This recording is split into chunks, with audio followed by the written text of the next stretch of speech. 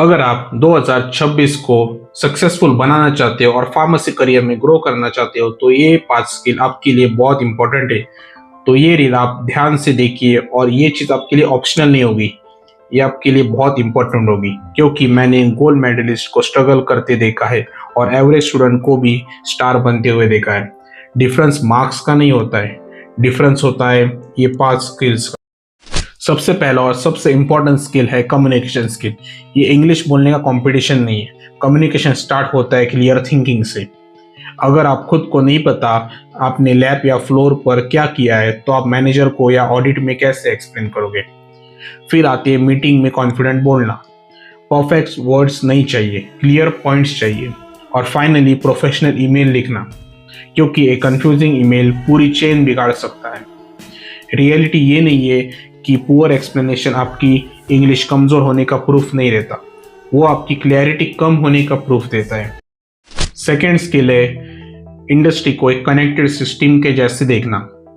R&D अलग नहीं है, प्रोडक्शन से जुड़ा होता है। QA एंड QC डिपार्टमेंट सिर्फ डिपार्टमेंट नहीं है, सेफ्टी गेट्स से। रेगुलेटरी पेपर वर्क डिपार्टमेंट नहीं है, डिफेंस सिस्टम है। डेवलपमेंट डेटा में छोटी सी गलती प्रोडक्शन में प्रॉब्लम बन जाती है, वहाँ से QA डिविएशन रेज करता है।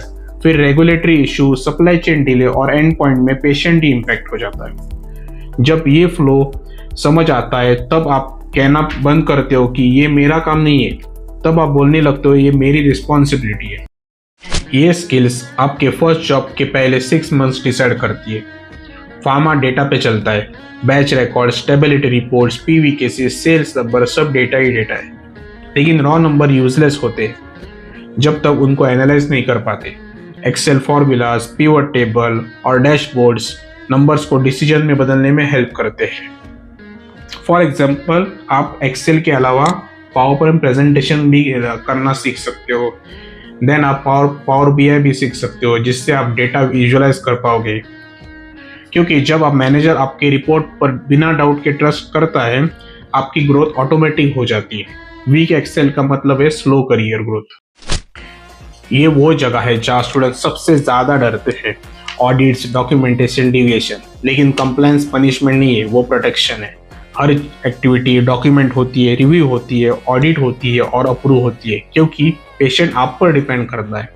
SOPs, CAPA, डिविएशन और चेंज कंट्रोल गलती रोकने के सिस्टम है।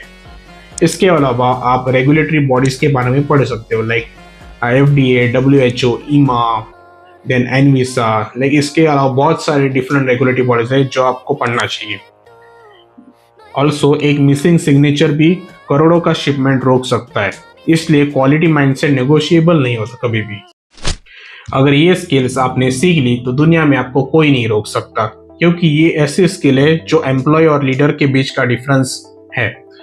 प्रॉब्लम फार्मा में नॉर्मल है। लाइक सवाल ये नहीं है कि प्रॉब्लम आई, सवाल ये है कि आपने उस प्रॉब्लम के बाद क्या किया। लाइक नॉर्मल रिपोर्टर जो होता है वो बोलता है कि इसमें इशू है, बट जो प्रॉब्लम सॉल्वर होता है, जो क्रिटिकल थिंकर होता है, वो उसके रूट कॉज के बारे में जानता है।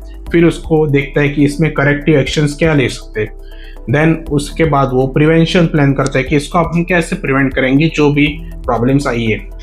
फिर वो इस अगर आपने ये 5 स्किल स्टूडेंट लाइफ में बिल्ड कर ली तो आप अपनी फर्स्ट जॉब में सिर्फ सर्वाइव नहीं करोगे, आप शाइन करोगे। और अगर आपको ये रील जरा भी पसंद आई हो तो प्लीज़ इसको शेयर कीजिए अपने फ्रेंड्स के साथ, लाइक कीजिए और फॉलो कीजिए फार्मा ट्रेंड्स लाइव चैनल को। और अगर कोई आपको डाउट्स है इस रिलेटेड तो आप हमारे कमेंट सेक्शन में डाल सकते हो और हम पूरी कोशिश करेंगे कि इसको उसका जवाब दे सके। तो लास्ट में कहना चाहूँगा, small action today is equal to big career tomorrow. Thank you.